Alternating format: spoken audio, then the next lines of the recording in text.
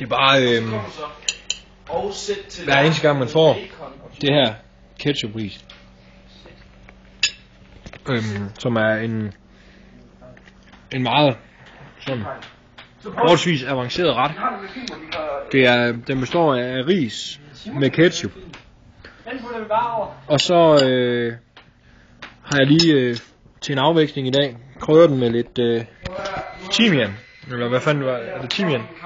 Eller basilikum. Ja, et eller andet. Nej, jeg laver film.